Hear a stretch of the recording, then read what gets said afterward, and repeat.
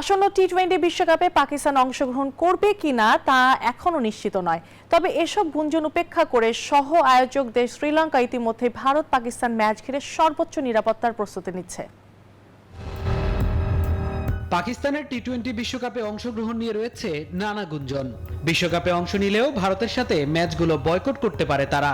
অন্যদিকে আগামী 15 ফেব্রুয়ারি ভারত পাকিস্তানের ম্যাচ ঘিরে সর্বোচ্চ নিরাপত্তা দিতে এলিট ফোর্স মোতায়েন করবে শ্রীলঙ্কা। এক সাক্ষাৎকারে আন্তর্জাতিক গণমাধ্যমকে এমনটি জানিয়েছেন লঙ্কান বোর্ডের কর্মকর্তারা। শ্রীলঙ্কার ক্রীড়ামন্ত্রী সুনীল কুমার গামাগে বুধবার রাতে জানায়, শুধু ভারত পাকিস্তান ম্যাচ নয়, আসন্ন টি-20 বিশ্বকাপকে ঘিরে তারা সর্বোচ্চ নিরাপত্তা ব্যবস্থা জোরদার করেছে। বিদেশি রাষ্ট্রপ্রধানদের নিরাপত্তায় নিয়োজিত এলিট কমান্ডো ইউনিটগুলি এবার বিশ্বকাপে অংশগ্রহণকারী দলকে নিরাপত্তা দেবে। এত আয়োজনের মধ্যেও পাকিস্তান বিশ্বকাপে অংশ নেবে কিনা সেটা এখনো শিওর নয়। অন্যদিকে ভারতের ধারাভাষ্যকার ও বিশ্লেষক হার্ষা ভোগলে মন্তব্য করেছেন, বিশৃঙ্খলা সৃষ্টি করাই পাকিস্তানের উদ্দেশ্য, কিন্তু তারা বিশ্বকাপ খেলবেই।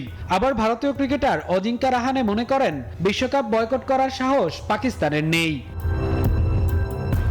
আন্তর্জাতিক গণমাধ্যমগুলো বলছে, বাংলাদেশের সমর্থনে পাকিস্তানের অবস্থানকে প্রশংসা করেছেন প্রধানমন্ত্রী শেহবাজ শরীফ, কিন্তু আর্থিক প্রভাবের কারণে বিশ্বকাপ বয়কট না করার পরামর্শ দিয়েছেন তিনি। এদিকে ভারতীয় গণমাধ্যমের দাবি, পাকিস্তান অলরেডি বুক করেছে কলম্বোর টিকিট।